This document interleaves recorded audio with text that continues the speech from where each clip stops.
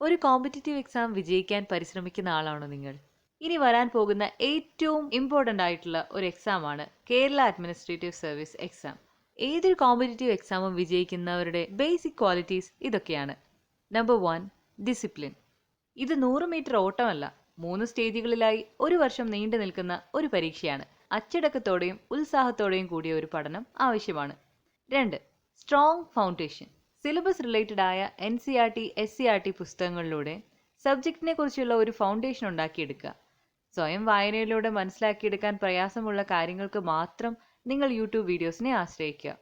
അല്ലെങ്കിൽ ദീർഘമായ വീഡിയോസ് മാത്രം കാണുകയും സിലബസ് കംപ്ലീഷൻ നടക്കാതെ വരികയും ചെയ്യും. Regular practice.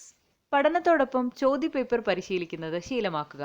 അത്തരത്തിലുള്ള പരിശീലനം പരീക്ഷയിൽ നിങ്ങളുടെ പെർഫോമൻസ് വർദ്ധിപ്പിക്കും. കോൺഫിഡൻസോടെ എക്സാം എഴുതണമെങ്കിൽ പ്രാക്ടീസ് എസെൻഷ്യൽ ആണ്. 4, ഫോക്കസ്. ഡിസ്ട്രാക്ഷൻസ് ഉണ്ടാക്കുന്ന കാര്യങ്ങൾ അവോയ്ഡ് ചെയ്യുക. ഇനി വരാൻ പോകുന്ന ഈ വർഷം സോഷ്യൽ മീഡിയ ഉപയോഗിക്കുന്ന പരമാവധി നിർത്തുക. നിങ്ങളുടെ സമയത്തിന്റെ മുഖ്യ ഭാഗവും പഠനത്തിനായി മാറ്റുക. Analytical and problem solving skill. നിങ്ങൾക്ക് വളരെ കോംപ്ലക്സ് സിറ്റുവേഷനിൽ പ്രോബ്ലം മനസ്സിലാക്കാനും ഉചിതമായ തീരുമാനമെടുക്കാനുമുള്ള ഒരു സ്കിൽ കൂടിയേ തീരൂ. പ്രീവിയസ് ഇയർ ക്വസ്റ്റ്യൻസ് ചെയ്യുന്നതിലൂടെ നിങ്ങളുടെ അനലിറ്റിക്കൽ സ്കിൽ വർദ്ധിപ്പിക്കാൻ കഴിയും. എല്ലാ സ്റ്റുഡൻസും ചെയ്യുന്ന ഒരു മിസ്റ്റേക്കാണ് PYQ ചെയ്യുമ്പോൾ വെറുതെ ചോദ്യം വായിച്ച് ഉത്തരം നോക്കി പഠിച്ചു പോകുന്നത്. ഈ മെത്തേഡ് നിങ്ങളുടെ സ്കിൽ വർദ്ധിപ്പിക്കില്ല. ഒരു ക്വസ്റ്റ്യൻ കാണുമ്പോൾ നിങ്ങൾക്ക് ഓൾറെഡി ഉള്ള അറിവ് വെച്ച് എങ്ങനെ ഉത്തരത്തിലേക്ക് എത്താം എന്ന് ചിന്തിക്കുക.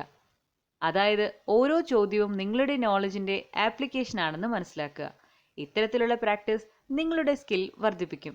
Writing skill and communication skill. KS mains പരീക്ഷ ഡിസ്ക്രിപ്റ്റീവ് ആയതുകൊണ്ട് വിജയിക്കാൻ റൈറ്റിംഗ് സ്കിൽ അനിവാര്യമാണ്. ഇന്നു മുതൽ ഡെയിലി ഒരു ആൻസർ വെച്ച് എഴുതി പരിശീലിക്കുക.